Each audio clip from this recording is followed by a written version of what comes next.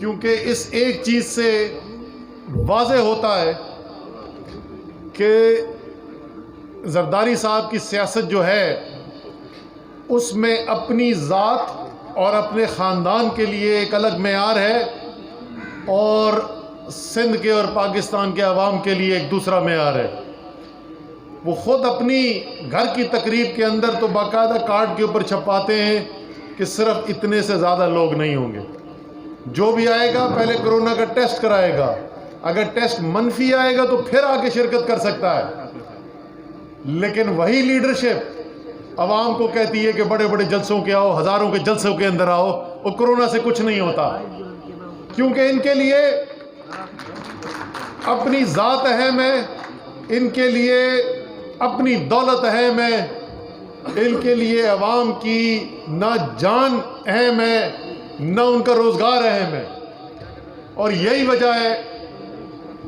کہ لاڑکانہ ذوالفقار علی بھٹو کا شہر، وہ پیپلز پارٹی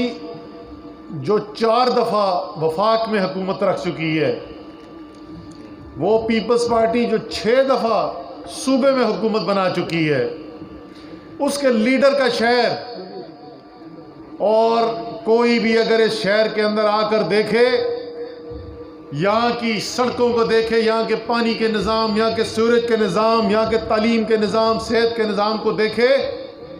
تو اس کو شاید یہ شک ہوگا کہ یہ شہر ہمیشہ سے اپوزیشن کا شہر رہا ہے۔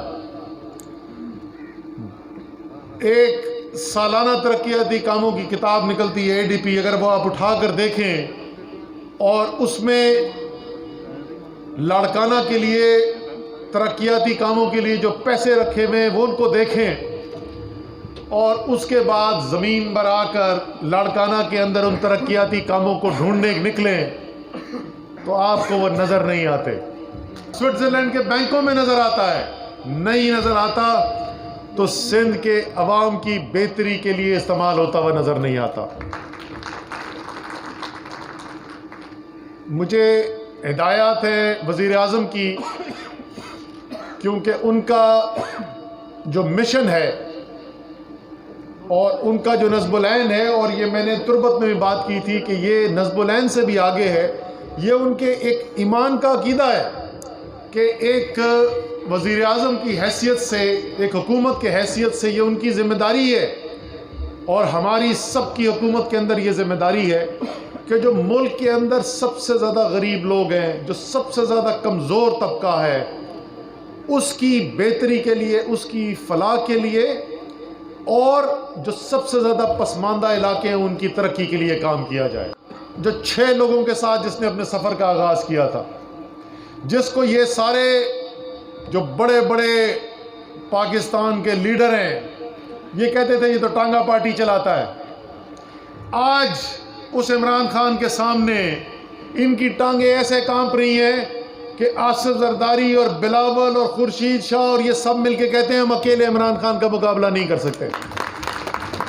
نواز شریف، شہباز شریف اور سارے مسلم لیگ نون کے لیڈر کہتے ہیں ہم اکیلے کھڑے ہو کے عمران خان کا مقابلہ نہیں کر سکتے۔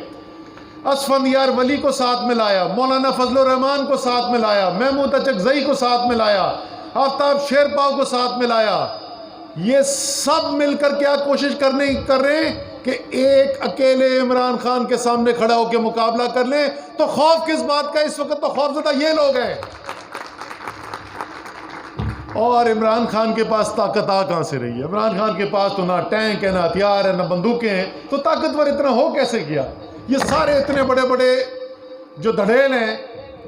یہ سارے دھڑیل اس عمران خان سے کیوں ڈرتے ہیں؟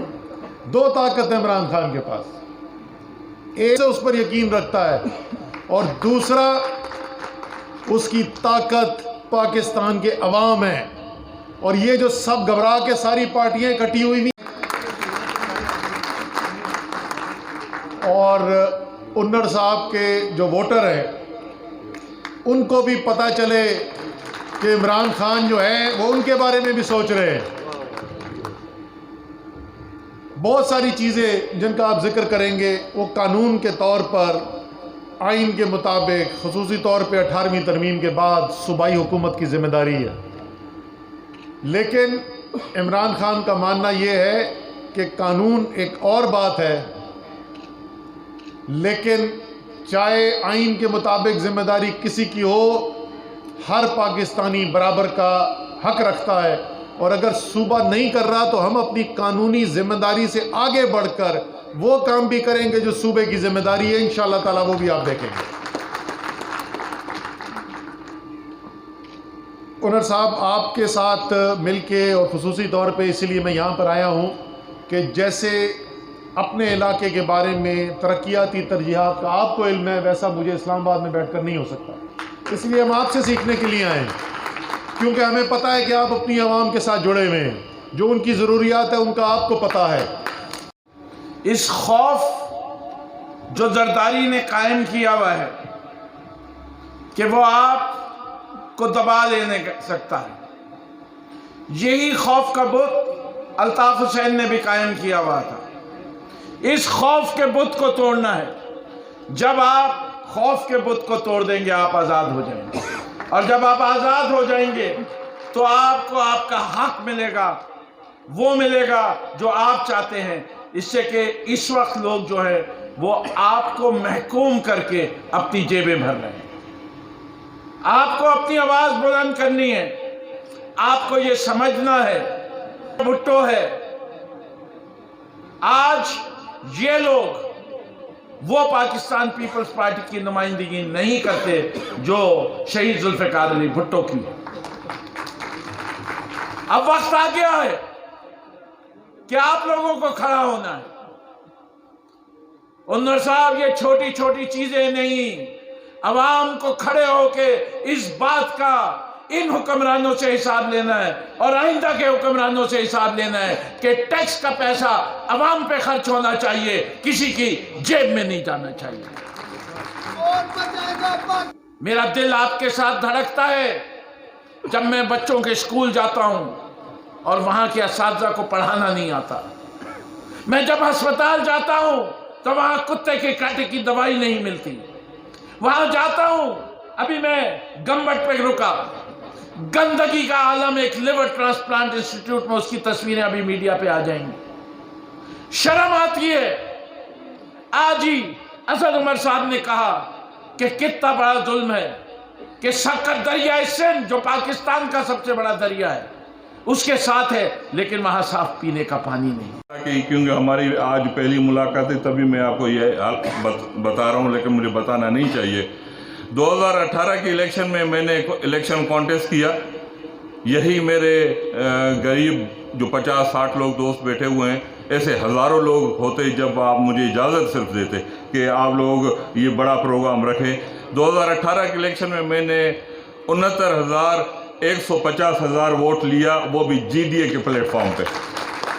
نہ کہ میں نے کوئی پی ٹی آئی کے پلیٹ فارم پہ کوئی ووٹ لیا یا کانٹیسٹ کیا۔ اس کے 7-8 مہینے سال کے بعد میں نے آپ کی P T I party join کی۔